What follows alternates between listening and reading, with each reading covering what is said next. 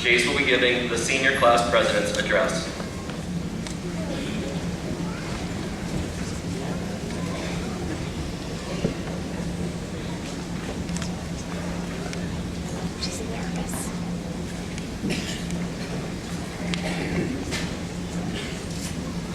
Good afternoon and welcome.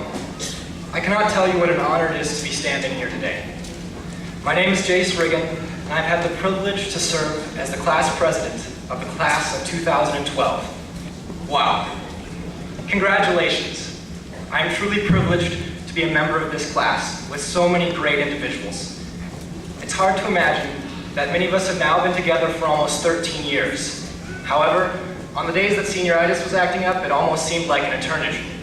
Today, it also seems like society has a massive case of senioritis. Over half of Americans do not vote. 1 in 6 are left to die in poverty.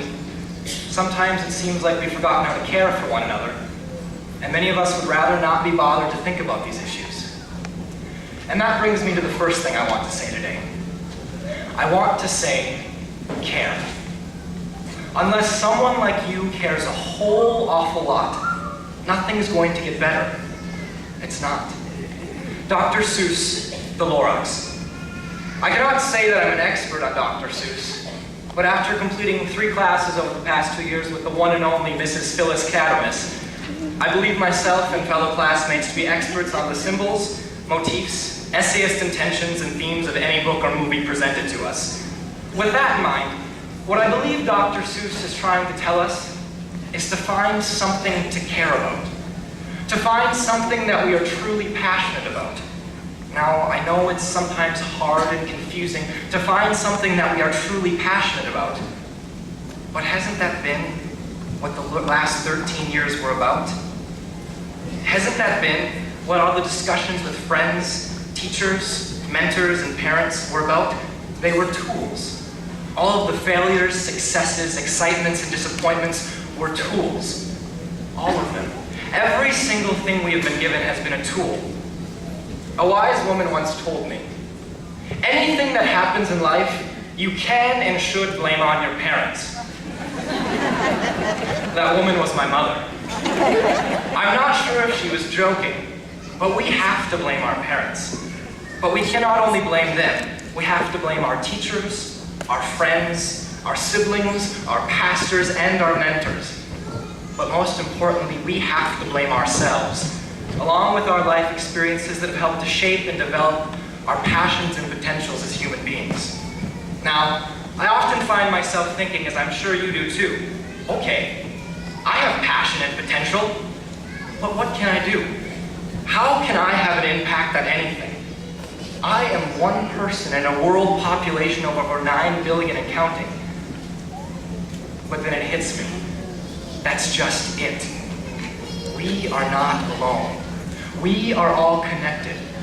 We are a member of this class. We are a member of this community. And we are a member of a generation. Robert Kennedy once said, few will have the greatness to change history itself, but each of us can work to change a small portion of events, and in the total of all of those acts will be written the history of this generation. Kennedy said, each of us can work to change a small portion, not everything. With that being said, go out and find something to care about. Find something that you are truly passionate about, and act. Now I want to leave you with a story that was told long ago to a group of white cotton farmers in Atlanta, Georgia, just at the end of the Civil War. A ship lost at sea for many days suddenly sighted a friendly vessel. From the mast of the unfortunate vessel was seen a signal. Water. Water, we die of thirst. The answer from the friendly vessel came back at once. Cast down your bucket where you are. Again, the signal went up. Send us water. Water, we die of thirst. Again, it was answered with, cast down your bucket where you are. A third and fourth time the signal came, and it was again answered with, cast down your bucket where you are. The captain of the distressed vessel, at last, heeding the injunction, cast down his bucket, and it came up full of fresh, sparkling water from the mouth of the Amazon River. We are like the ship lost at sea. We do not always know exactly where we are or how to fill our bucket. Even though this story was told over 150 years ago, I believe it is still relevant.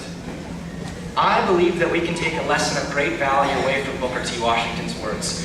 Cast down your bucket where you are. Washington said, cast it down in agriculture, in mechanics, in commerce, in domestic service, and in the professions. Today, I'm going to say, cast it down into your passions, whatever it may be. Cast it down into your hopes, and cast it down into your dreams.